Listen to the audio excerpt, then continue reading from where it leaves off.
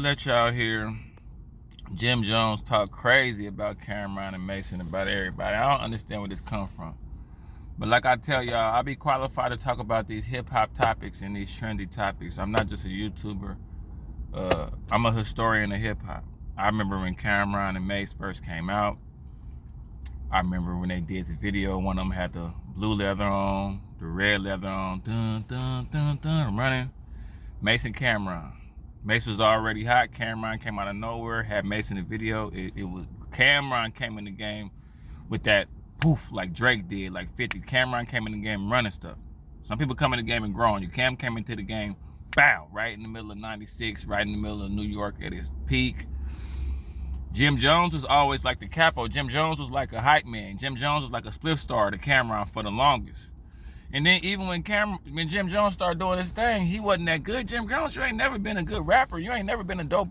Like, that's why when I listen to this, Jim Jones, you're not a good rapper as far as you're not better than Cameron or Mase when it comes to rapping.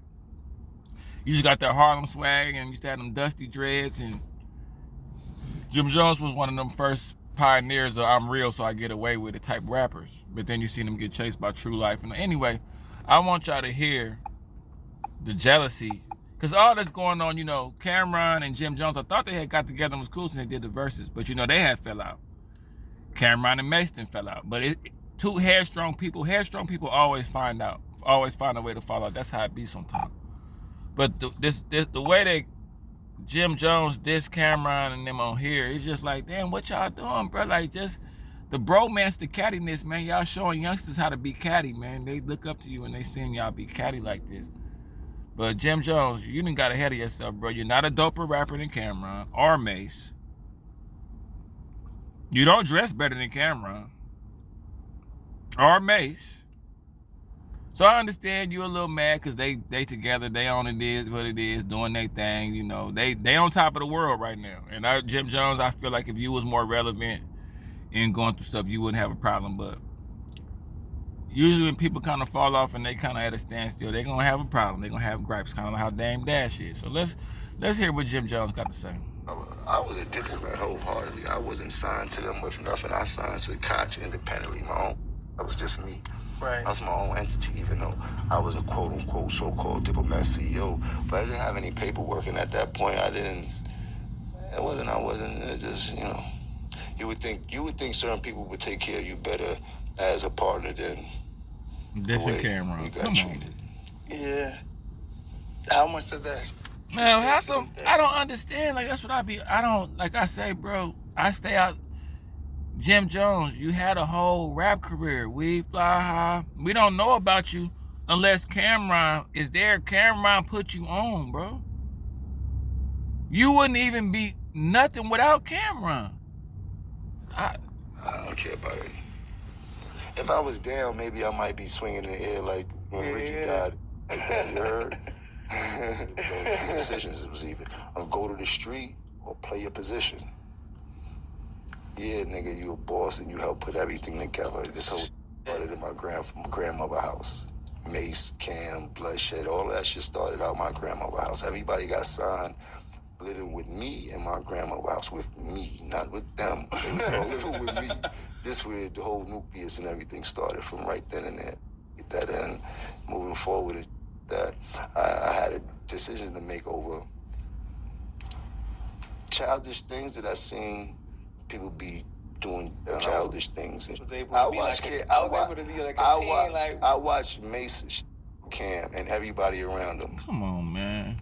Wow. A bitch like all the time. Girl, like, it is like everybody, but I'm realizing, bro, if people can't win, it's an attack on the man, even from the man. It's an attack on men from women, trying to say somebody touched them back in the day. From men, y'all just did the verses, bro. And now you on here saying this and doing this. You could just see the flaw in it. Like, these are the type of niggas that need to have a hard time, bro. That's what be killing me, bro. But instead, they balling, doing their thing, having it their way, bro. But you see what they made out of. Look at what they made out of, bro.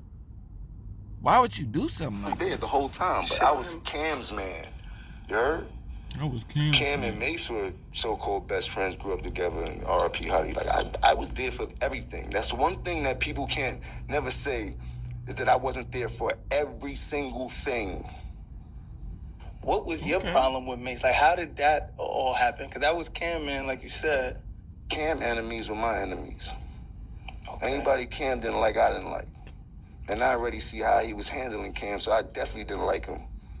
You dig? And then I seen how much love Cam had for him and how Cam was jumping out the window for Why is you doing all this? with your friend shit and that, like, being overprotective, making sure nothing happened. Like, he was trying his best to make sure that Mase stayed as safe as possible, but Mase had got that money and lost his motherfucker. As he's supposed to, man. You grew up in a kid that doesn't have what most of us had. He was probably more or less fortunate. My thing is, bro, what be making y'all do? What be making dudes do this? Like, what be making you be at the house like, man, I'm about to air out Cameron and Mason them. Like, it's just okay. Like, that's what I realized, bro. Hating is acceptable. See, that's why I know, like, the 90s was the peak time for hip-hop, for everything, because in the 90s, we was like, don't be a hater. Player hater. The word player hater originated in the 90s. Filthy Phil, Richmond, California. It got bigger when Puff Daddy said PhD, player hater's degree. But we have been saying that in the Bay for years before Diddy even said it. That was back in the day where you could steal bass slang and really get away with it. You know what I'm saying? But like, nah, what be going through you niggas' mind when y'all be somewhere and decide to jump off a cliff? I don't be. Didn't have the sneakers, didn't have all that else. So him having the first bit of success out of all of us and really getting to a bag, he just went crazy like most people do. Shit, I had my times where I went crazy, but that bag just be too much. But kudos to them, man. They got a dope show. Who am I to hate on what they got going on, man? I hope they make $1 trillion.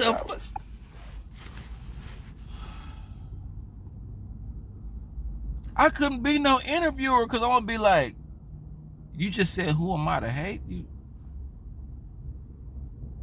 You're hating right now, like in this interview. Like I say, bro, just get out the way, man. Keep your sanity. You seen this shit crazy. Mase through the can that was just like, yo, I can't believe these niggas could even get back cool after some. I won't say nothing crazy, but I say some fun that I seen happen. Seen Mase fire his brother, kick him out the limo in the middle of the highway and shit. You heard? Now we seen it until it is what it is. You heard? Even a Cam right now. He just did the interview with 50. For the younger audience, we had like a rap battle thing at one time. And 50, what you did, so we was having interior problems at DISSES. Nobody knew about this. Nobody knew that we was like not on the same page. Right. So when me and you were battling during our music thing, you got members of DISSES to come to your show. And that was weak.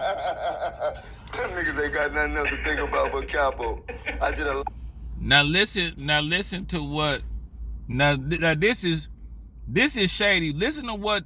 This how you know a hoe ass nigga, cuz. This how you know. And see, stay away from people like this. Listen to what he say his excuse for turning on Cameron was. Listen to this. them niggas and they like, you heard? Both of them. Pause though. Get off my. It's only space on there for baby girl, man. Come on, man. Tugging on my that. Yeah, you never clear and we never hear your side of the story.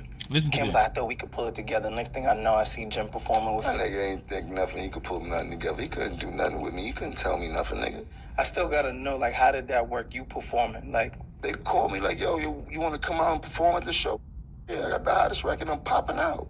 And I wish nigga would look at me sideways, think they gonna do anything funny. I'm with all of that. like, this is like, nigga, it's an opportunity. I gotta go. Yeah, I wasn't going there to do nothing genuine at all. Them niggas couldn't even dress. But he had a platform for me to perform on in front of thousands of people in New York. Yeah, I'm taking that. I'm popping out. You just said Cameron can't dress. Okay. So just because 50 had a platform, you popped out. You look like a bitch in front of 50. I'm gonna be honest. Like when you give a nigga a chance to snake their partner and they take it, it's like offering a female some money to cheat on her man. You know what I'm saying? Like 50 don't respect that, bro. 50 didn't respect you. When you popped out, I'm gonna be honest, Jim. To real ones, when you did that, you hurt yourself when you did. To me, that's when you, man, people be turning me off, and I never even realized why I don't fool with people no more. Jim Jones, I was rocking with your whole little movement. When I seen you throw a camera to the bus like that, I still rocked with you, but I was like, okay, as a person, you not cool. You know, people don't care about being solid no more. That's Fashion is all about who you are. Like, it's not everybody be fitting in, and the object is to stand out. When you and Dipset, is it like got all three coming together to do this? Like one person as the leader is like, nah, well, this what we wearing. Was I created the aesthetic. Okay. For the diplomats. You heard? Dan and Cam's pink. You heard? Here tell. Nah. All right. Sooner or later, you're going to have to tell it. Where he got the pink from. Come on, bro. This nigga. Somebody bring me a shot. If I'm lying, I'm flying. Bring me a shot, please. You can ask Damon, you can ask Cam, because those were the two people that were snapping on me when I came. Yo, it's Big Ant, the spokesman, Bro, man. this boy, when I say he was angry, chatty, patty, cuz now to some people, you know, we're in a new generation, bro. To some people, that's gonna be cool. To some people, Jim Jones ain't do nothing. To niggas like me that pride myself on being solid no matter what, I won't even show up to the party. I'll miss out on the whole boat if I gotta be a fake ass nigga to be there. That shit look weak, bro. Jim Jones, that shit look so catty, bro.